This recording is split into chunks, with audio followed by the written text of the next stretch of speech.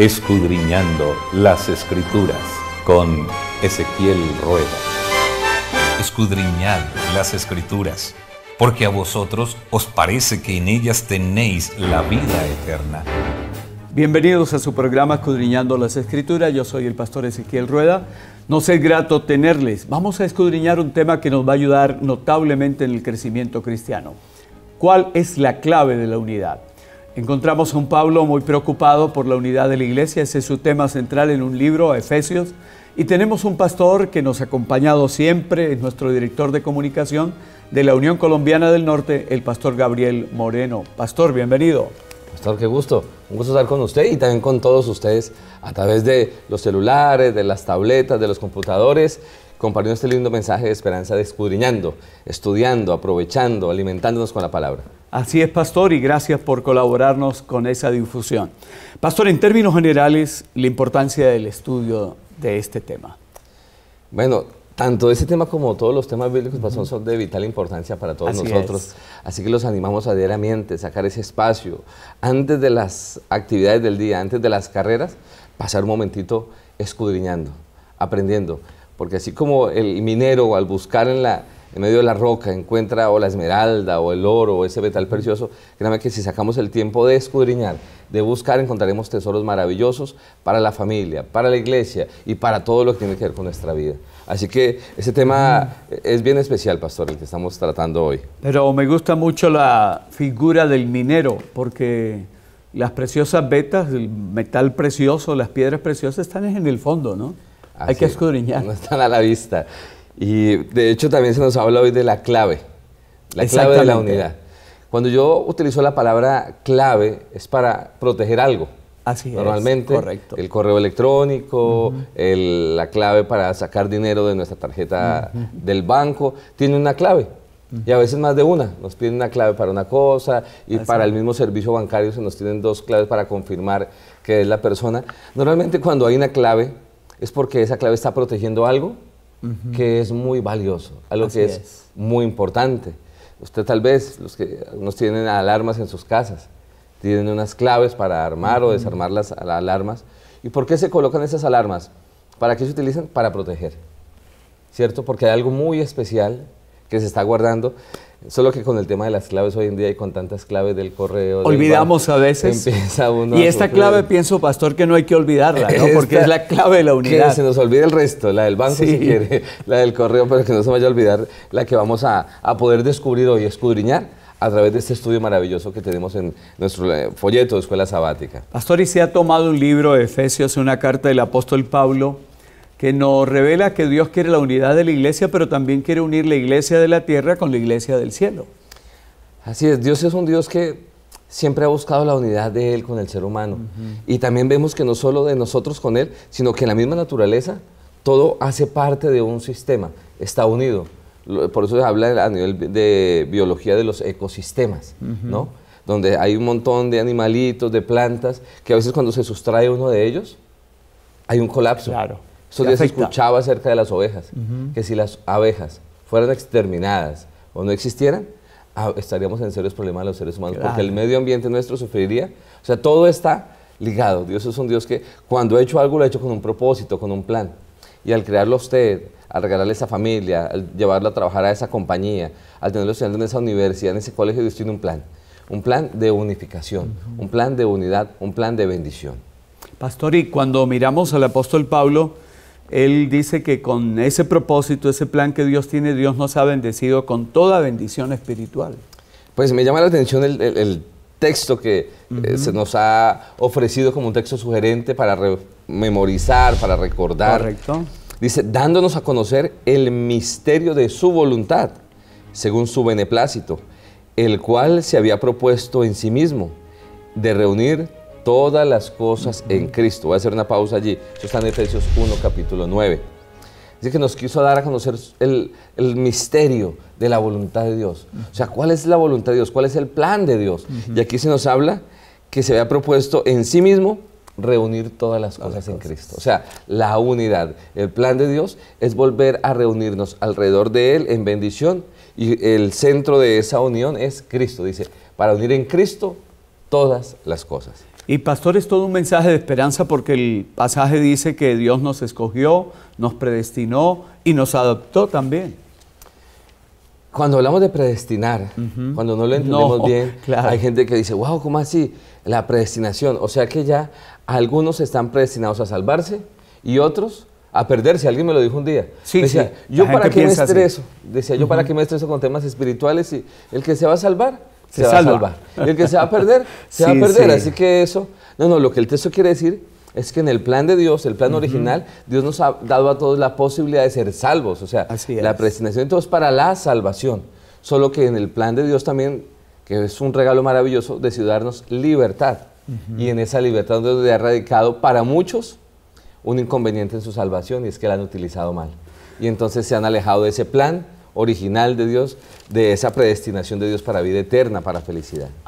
Y ya que usted tocó ese punto que a veces la gente no entiende, todos estamos para ser salvos, ¿no? De tal manera amó Dios al mundo. Ahí está clarito. De tal manera amó Dios al mundo, y el mundo somos todos. Sí. No dice que amó Dios para a los que Pérez, todo aquel, ¿no? a los Rodríguez, Sí. a los judíos, a los colombianos, no, al mundo. Haciendo referencia a la raza humana. Sí. Y ahora uno encuentra, pastor, que el apóstol dice que el Señor nos ofrece su gracia, nos ofrece redención, nos ofrece perdón, y que ha pagado ya el precio para que estemos con Él, ¿no? Porque el apóstol dice que Él ha concedido las arras. Quiero leer esto para que usted nos comente. En Él también vosotros, habiendo oído la palabra de verdad del Evangelio de vuestra salvación, y habiendo creído en Él, fuiste sellados con el Espíritu de la promesa, que es las arras de nuestra herencia, hasta la redención de la posesión adquirida para el avance de su gloria.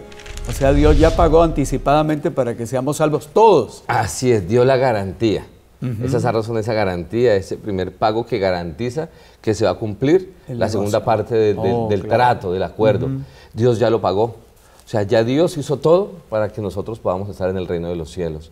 También el contexto de lo que Pablo nos está diciendo aquí, pues estamos hablando del libro de Éfeso, estamos estudiando sobre eso. Correcto. Y entonces, el libro de Efesios, perdón, la ciudad de Éfeso, era un centro cultural, era un centro de negocios, había mucha gente, y la iglesia de Éfeso estaba conformada tanto por judíos como por personas llamadas gentiles de diferentes lugares, con diferentes creencias, y eso generó, como era natural, algunos puntos de vista diferentes, que los puntos de vista diferentes no nos separan.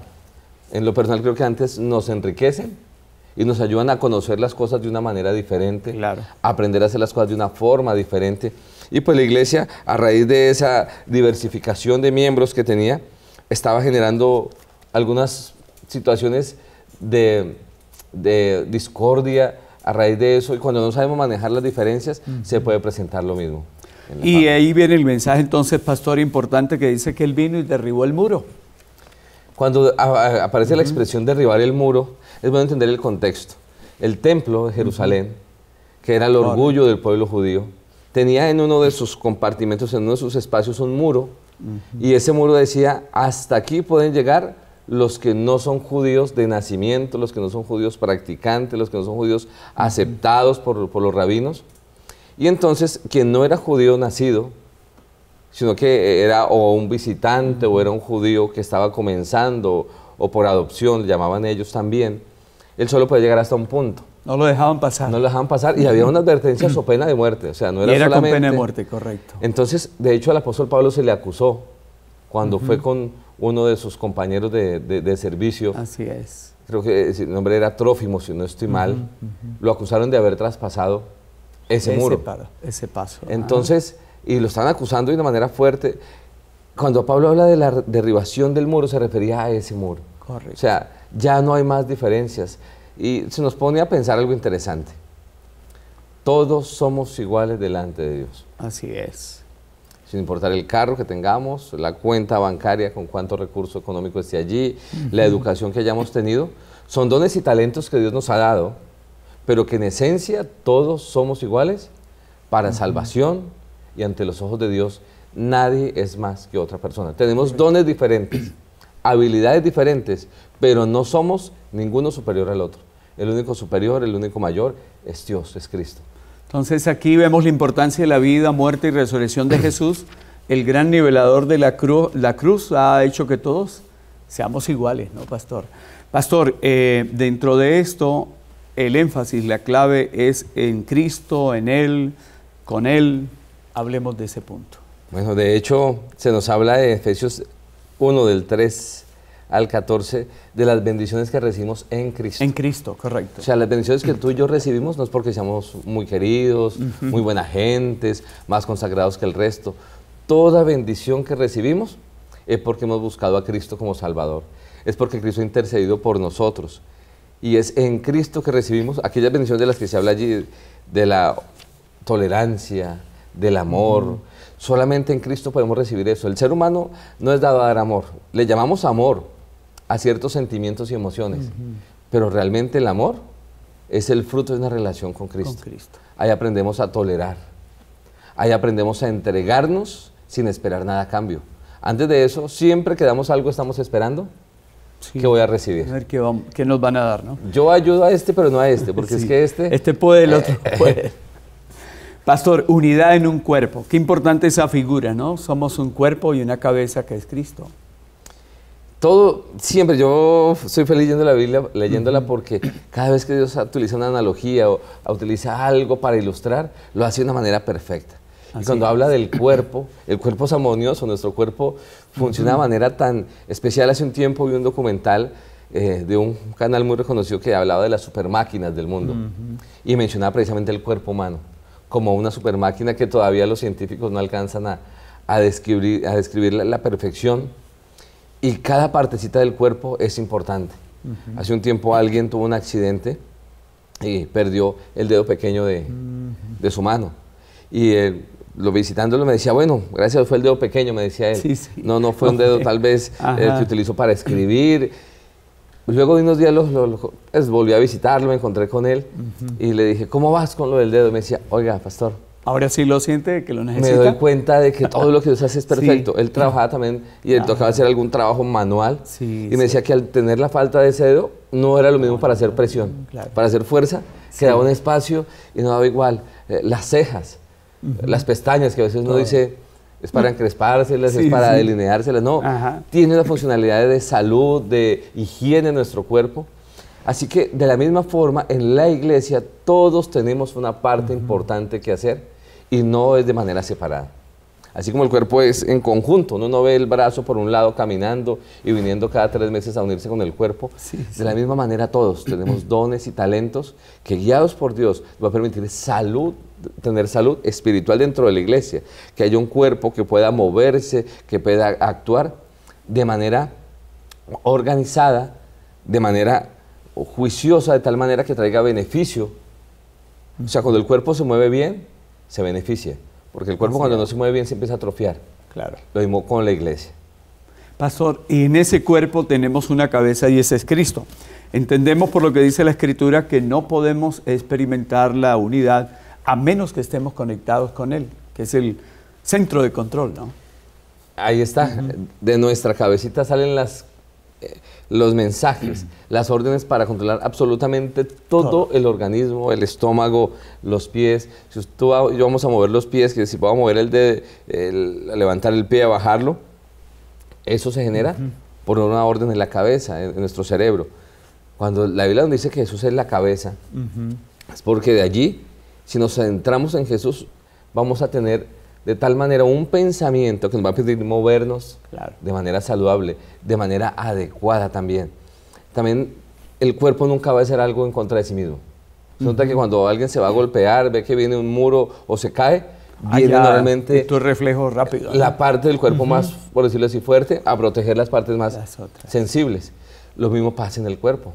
Nunca nos haremos daño. Cuando estamos guiados por Cristo, estaremos protegiéndonos unos a otros, velando por el bienestar mutuo de la familia de la iglesia. Qué bueno, pastor. Y encontramos que el apóstol habla de un solo cuerpo, habitado por un solo espíritu y con una sola esperanza. ¿Por qué la unidad es tan importante para dar testimonio al mundo, pastor? Dios es un Dios de orden. Si no hay unidad en la iglesia, la gente va a decir, pero no habría ni siquiera un objetivo en común. No habría una misión de iglesia y por ende no existiría organización, no habría iglesia. Y fue Jesús quien habló de una iglesia. Tú eres Pedro y voy a edificar una iglesia, voy a organizar un movimiento. Así que se necesita el orden y en esa parte del orden debemos aprender a hacer algo y es a ser humildes. Amén. Humildad y sumisión menciona la lección, ¿no? Así es, y es algo que en nuestra cultura occidental, por muchos mensajes de la música y por ciertas personas que han tratado de llevar al ser humano a creer en que lo que él cree es correcto, a decir, sigue solamente los deseos de tu corazón. No, sí, sí. A veces nos toca seguir los deseos, los pensamientos de la mente, así no nos gusten, pero si son racionales, correcto, debemos escucharlo, y entonces necesitamos aprender a saber que Dios también dio unos dones, y uno de esos dones se llama el liderazgo. Así es. Así hablemos de esos dirigentes, porque ellos tienen una parte para hacer en este aspecto de la unidad. De la unidad de la iglesia, exactamente. Dios llamó a algunas personas, que ¿quién decide quién es líder? Dios. Dios. Yo no digo, es que yo voy a ser líder, entonces permiso, voy a prepararme como líder, no. Empezamos a servir a Dios en la iglesia, como miembros de iglesia, y con el tiempo Dios va ubicando a unos en unas áreas, a unos como diáconos, otros diaconisas, otros en los jóvenes, a otros lo llama el ministerio pastoral, y dentro del ministerio pastoral algunos se especializan en evangelismo, otros en jóvenes, y a otros el Señor les da el don del liderazgo, que no es fácil. A veces la gente piensa que es fácil y que ay, qué rico llegar, pero no es fácil tener la responsabilidad de guiar a la iglesia. Me imagino que es un momento y es una responsabilidad de muchísima oración, pero Dios le permite a esos líderes y nos pide a nosotros que nos sometamos al liderazgo, cuando ese liderazgo es un liderazgo como el de Cristo, ¿no? Un liderazgo que busca la unidad de la iglesia, que busca el fortalecimiento. Así algunas cosas a mí tal vez no sean de mi gusto, de mi parecer, pero si apuntan al crecimiento de la iglesia, al fortalecimiento de la misión, apoyar ese liderazgo y aprender que siempre Dios levantó a Moisés, un líder. Claro. Luego levantó entre los discípulos a su líder, ¿verdad? Que también levantó a Pedro también allí como líder de los discípulos, luego de muchas equivocaciones, pero dijo, no, apacienta a mis corderos, cuida de ellos. Y lo ha hecho a lo largo de la historia. Y se nos pide que hoy respetemos ese liderazgo que hay dentro de la iglesia para poder avanzar juntos. Y eso va a hacer que la gente diga, lo dijo la Biblia desde el Antiguo Testamento, Dios lo decía, cuando nos vean como pueblo, la gente diga, pueblo entendido es este. Cómo trabajan coordinados, cómo son armoniosos en lo que hacen y cómo Dios prospera su obra. Pastor acaba de hacer énfasis en el liderazgo que fomenta, promueve y alienta la unidad, pero mencionó también que el ejemplo que es cuando el liderazgo sigue a Jesús. Hablemos del liderazgo de Jesús. ¿Cómo era Él que espera que sus dirigentes lo sean también? Dispuestos a servir y no a ser servido. Liderazgo servidor. Así es. Y es algo en los que sí nos toca trabajar muchísimo, porque por un tema sociocultural tenemos pensado que ser líder es privilegios. Entonces yo ahora me siento, yo antes servía, ahora me tienen que servir. Sí, yo antes caminé, ahora tienen que caminar, yo no tengo que caminar. No, liderazgo era el de Jesús. Jesús lo vemos caminando con sus discípulos, yendo a las aldeas, acomodándolas, trabajando en conjunto. Y ese es el liderazgo que Dios espera de los líderes, de los que tienen alguna responsabilidad, que puedan mostrar que están dispuestos a darse por las personas que tienen a cargo, a entregarse por ellas, no a que le den, sino a servir. Si hay una atención que dar, qué bueno que ese líder esté dispuesto a darla. Son cosas que la gente nunca olvida.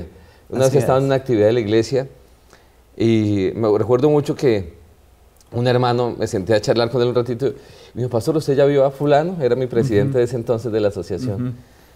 Y le dije, ¿por qué, hermano? Sí. Dijo, no, pastor, si llevo todo el día aquí como observándolo a él. Y no para de estar pendiente de todo el mundo, de si las señoras ya comieron, de si los muchachos ya están acomodados, de que si ya llegó esto. O sea, está en función de nosotros. O sea, decía, qué lindo tener personas así.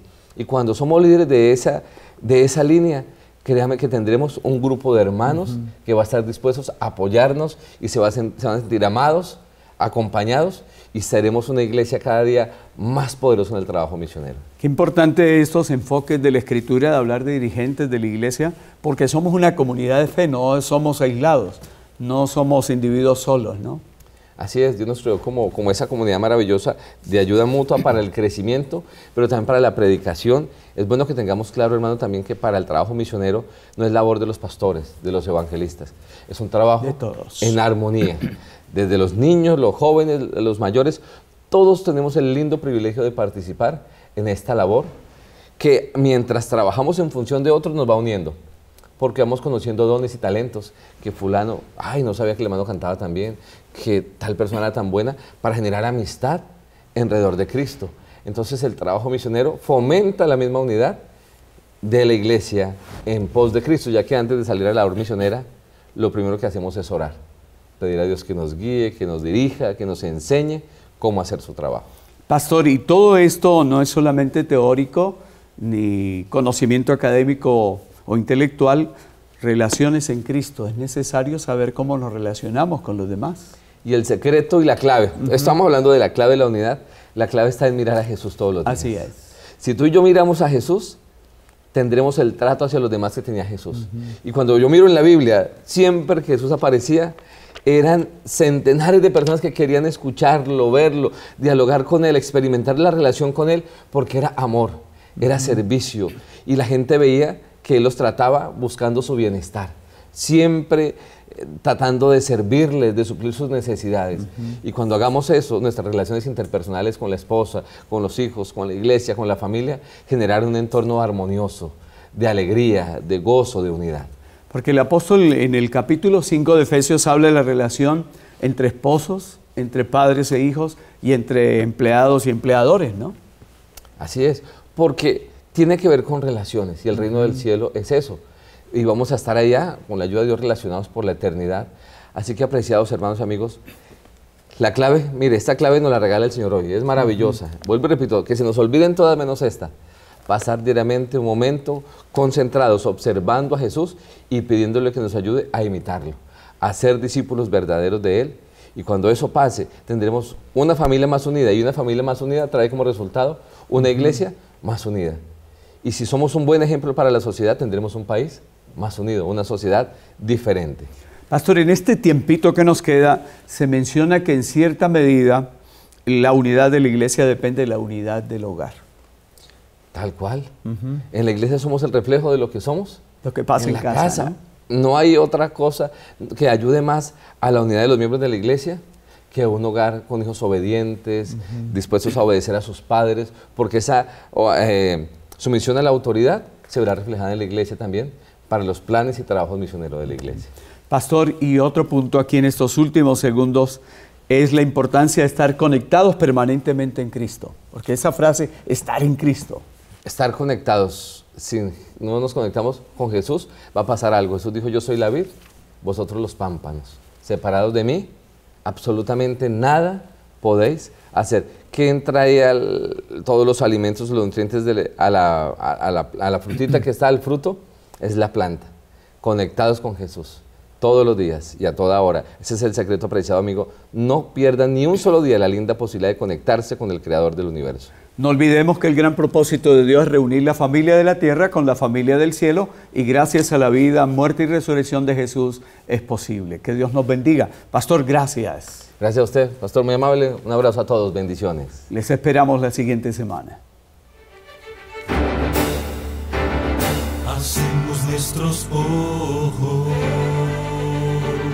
se acerca su venida.